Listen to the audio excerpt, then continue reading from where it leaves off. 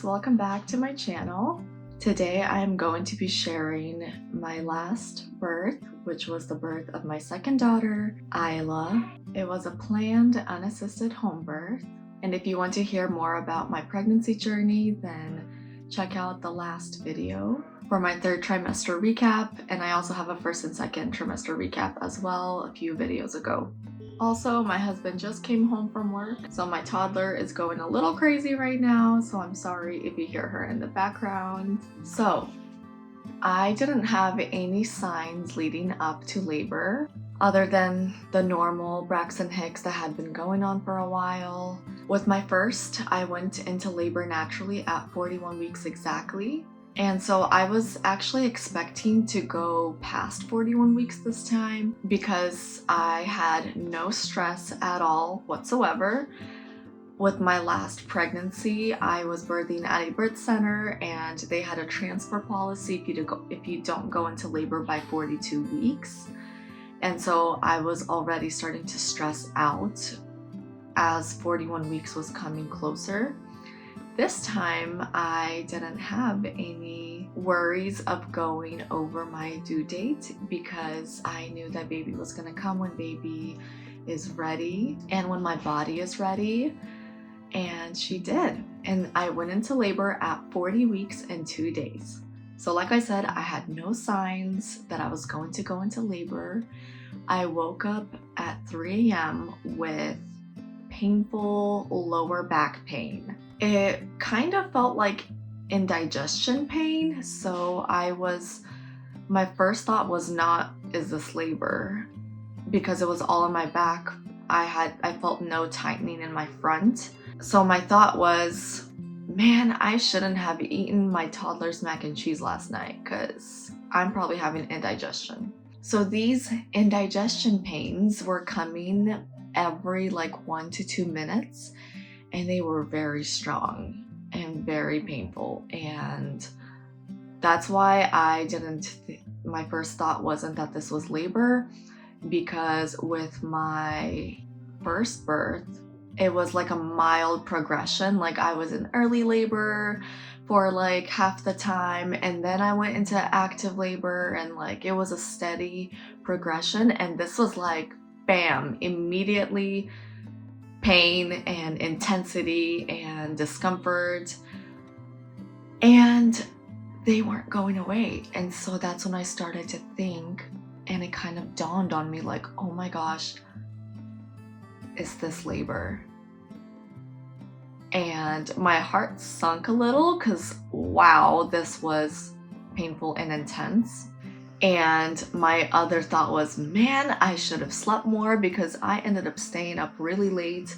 I took a bath that night, and then I stayed up on my phone, and then I was reading the Bible, and I went to sleep around 2 a.m. I think maybe it was even a little after 2 a.m. And this was 3 a.m. So I had an hour of sleep. My toddler woke up wanting to nurse. I was still nursing her at night, just because it helps her get back to sleep immediately. And I nursed her through, I think, like 1 or 2 contractions, and it was really uncomfortable and painful, but I did it. And I went to the bathroom and I started swaying, and it was painful, but I was excited, and I was trying to keep a positive mentality and welcoming all the contractions. I got my exercise ball and I was bouncing on my exercise ball, which would decrease the intensity and pain. And so I stopped doing that. And then my toddler woke up again, and it was like 4:30 at this point. And I tried to nurse her through a contraction or 2, and I could not. It was just so painful, and I just had to focus all my concentration on just surrendering and breathing and working through the contraction. What helped me through this back labor was rubbing my back really vigorously the entire time. It didn't help when my husband would do it. I had to do it to myself. So swaying and rubbing my back really vigorously is the only thing that helped me. And breathing, and later on we'll get into like the low, deep moans. Anyway, I realized I'm not going to be able to nurse my daughter back to sleep, and so I woke my husband up and I said, hey, I'm in labor and I can't nurse my daughter back to sleep, our daughter back to sleep, and you're gonna have to put her back to sleep. Well, she did not want to go back to sleep without her boobies, so I realized the only thing that we can really do is go turn on the TV, her show. And so this was like really crazy for her because she's never like woken up that early, 4:30 in the morning, and was told to go watch a show. But we turned on If You Give a Mouse a Cookie, and she was laying on the couch with my husband, and I was really craving darkness and wanting to be secluded, and my toddler would cry every time I would leave her sight. Now, I prepared her ahead of time for labor. We watched birth videos together and we read a Homebirth book, and I talked about what would happen, and she knew that these were contractions and she knew that baby was coming, but she didn't want me to leave her sight. So I ended up laboring there near her and my husband, and I put my headphones in and I turned on a playlist. I'll link it below. It's a playlist of beautiful music, which this is the funny part, that with my first birth, I did not want any music, and this time I loved listening to this playlist or this album. So I kept laboring and tuning everybody out with my headphones in and laboring and swaying and rubbing my back, and the contractions were still really close. They were like every 2 minutes apart, I'd say. At 7 a.m., I went to the bathroom to pee and I wiped, and I noticed that the toilet paper was tinged with light pink mucus, and so I was excited because that meant that my cervix was changing. And at that point, my daughter was calm and I was able to move to the bathroom and labor in seclusion and in privacy and in quietness. When I labor, I don't like anybody touching me or talking to me or bothering me. I like to be all by myself. This was with my first one too. And so it really didn't bother me that, my husband was with my toddler the entire time taking care of her needs. I didn't need him, and minus the few times that we'll get into of him bringing hot water, and that's about it. At 7:30 a.m., I began to vocalize through every contraction.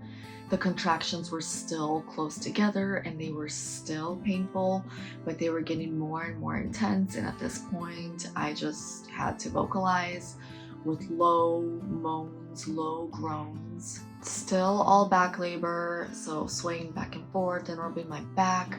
In my head, I was wondering when to get into the tub. I had a bathtub at that house with a shower, and I didn't want to get in too soon because that was like my only pain relief that I had available to me. So I was kind of wondering, didn't feel right, so I held off. At 10 a.m., I decided to get into the bathtub because the contractions were so intense and the back labor was painful and the water felt amazing. But with every contraction, I had to get out of the water because it was just too intense. I just had to sway and be moving. I just could not stay in the water, and this was I had the same experience with my first birth also. The contractions slowed down when I was in the tub, and I was able to fall asleep in between each contraction. I was in the tub for only about half an hour, and I think I had like maybe, 6 contractions during that time. Maybe more, a little more, I don't know. Just, they really slowed down and I got some rest in between those contractions, but it was just hard to get up every single time out of that tub when each contraction would come. So at 10:30, I decided to get up out of the tub because it was just too uncomfortable, and that's when things kind of got confusing. So my contractions eased up in intensity. I no longer had to vocalize through them. I could just breathe through them. They shortened in length, and so I kind of felt discouraged because I wanted to progress and I just wanted for labor to be over, and it felt counterproductive. It felt like I regressed in progress, and my belly felt higher, like my uterus felt higher, and so I was just wondering if being in that tub for half an hour just like regressed all the progress that I had made. I went into the bedroom and I was pacing back and forth, and I was just confused and annoyed and overwhelmed, and I became super frustrated because the labor process was not making linear sense. Like, when we hear conversations and education surrounding labor, it always sounds linear, like you'll experience stages of labor, early labor, and then active and transition, and then pushing, and it's all gonna like increase the entire time. And so it sounds like it's supposed to be linear, but this was not linear. And I became really frustrated, and I kept repeating birth affirmations that came to my mind, and I was talking to God and asking him just why, and I was angry and I wanted to go to the hospital. I remember developing this really deep understanding and compassion for the women that go into the hospital to get epidurals, because I totally understood why in that moment. I wished to go to the hospital for relief, but the nearest hospital was over an hour away, and I knew that that just sounds like hell to have to drive all that way in the car while having these intense contractions without being able to move. And I had no choice but to cope. So little did I know, this was transition, which, didn't really look like transition based on observing my physical labor, but based on my mental state and emotional state, I was in transition. And out of frustration, I decided to lay down on the bed, on my back, on the edge of the bed. We have a floor bed, so just to put it into your perspective a little bit. And so I laid flat down on my back just out of frustration and surrender, and just I don't know, all those feelings, all those intense feelings. And then I previously had tried to get on my all fours, and it was so uncomfortable, so I didn't do that. But at that moment, I decided to get back on all fours again and try that. And as soon as I got on all fours, when a contraction came, so I laid on the bed in between contractions, and on that contraction, I got on all fours, and I got the strongest urge to push. It was uncontrollable. I could not help myself, and I pushed through that contraction. And I grunted this really deep grunt and roar, and it felt so good to push. I felt wetness in my vaginal area, and so I touched my vaginal area, and when I looked at my hand, there was bright red blood all over it. I was confused, so I checked inside my vagina, and I couldn't feel a head or anything. I put my entire finger inside, and so I was really confused at that moment and wasn't sure what that could mean. Especially since I was like in labor land. I'm sure if you've given birth, you've experienced this when you're like not really there. So I texted my friend who is a traditional midwife, and she just encouraged me to listen to my body and to just trust the process, trust my body. She said nothing seems concerning to me, and it was reassuring and comforting to just have that reassurance. I continued to be on my hands and knees, and my body continued to contract without pushing. I checked my vagina twice and still felt nothing, and then on the third time I felt a bag of waters with the tip of my fingers. At this point, it was almost 12 or already 12 o'clock. I don't remember. I had another contraction and my body pushed again. And at that point, my waters popped and all the water gushed out. And I saw that the waters were stained with light green meconium. I had about 2 or 3 more contractions and my body pushed again about 6 to 8 times. At some point during those contractions, I stood up because it felt right, and I would squat down as my body pushed. And I remember hearing in my head me telling myself to slow down and not push, but I could not help it. My body was doing it for me, and I just could not push. I could not help my body out. I just had to. And so I was just pushing with my body as my body was pushing, and it felt really good.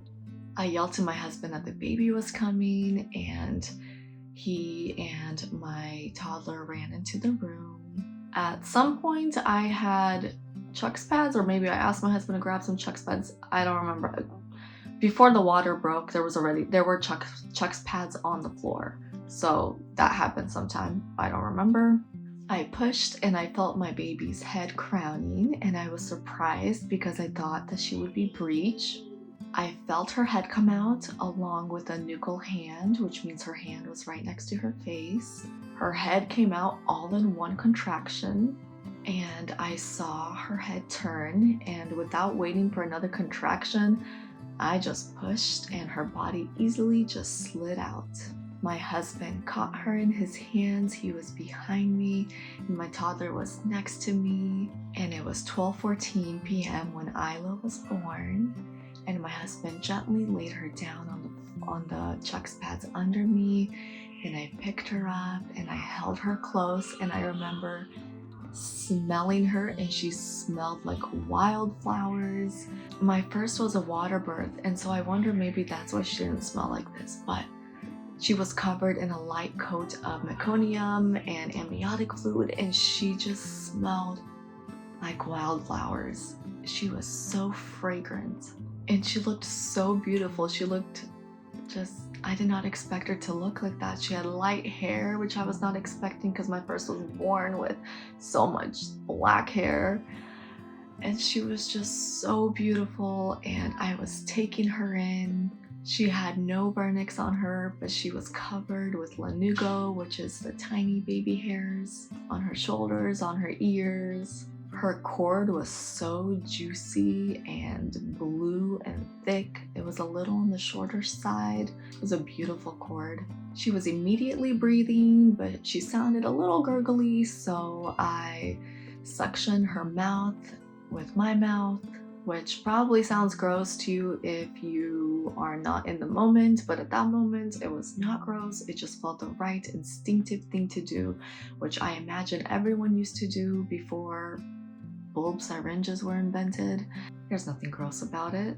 And her color looked great. She was pink. Her feet and her hands were a little bluish and they were turning pink. And she let out a few loud cries, and I rubbed her back and I held her close. And then we checked to see if our baby was a boy or a girl, and we saw that she was a girl, and we were so excited to have another girl. And she latched onto my breast there on the floor, and she nursed so well. She latched on so well. All my exhaustion was gone, and my mind was so clear, and I was filled with bliss and with joy. About 5 minutes later, the placenta came out and fell out, I think, on the Chuck's pad, and I put the placenta in the bowl. I bled a lot, but I felt fine, so I wasn't concerned because I know the most important thing when it comes to bleeding is how you're feeling. I did take some tinctures as a precaution when I saw the blood kept coming out. I took Woundstringe. About half an hour after she was born, we moved to the bed, and I had a very strong urge, like I need to pee, but I was not able to pee. I couldn't pee there on the bed on the Chuck's pad. I tried to pee, but every time I would try to pee, I would feel blood gush out. So I decided to go to the bathroom to see if going on the toilet would help. I took some peppermint oil and put some drops in the toilet bowl. I peed a little bit and this enormous clot fell out. I was shocked at how big it was. And then the rest of my bladder emptied easily and my bleeding stopped and I felt so light and so good. And I went back to bed. I kept nursing Isla and I ate and I rested. I was just in postpartum bliss. It was amazing. I was bleeding minimally. Everything felt so normal, just like any other day, and peaceful. It was just so wonderful. Nothing beats having a birth at home. With the first, we birthed in a freestanding birth center, and we had to go home after like 4 hours, and it was raining, and it was like baby had to go in the car seat, and like it's just amazing to give birth at home, and you just go into your bed and it's so comfortable and warm and cozy, and you have your blankets and your family around you, and your husband cooks you food from your kitchen, and everything just smells like home, and nothing beats it. It's just absolutely incredible. At 5 p.m. we clamped the cord. At that point it was white. It had stopped pulsing a while ago, but it was white at that point. My husband sterilized some scissors that we bought and cut the cord. We took off the clamp the next day, and the cord fell off like 2 or 3 days later. It was really quick.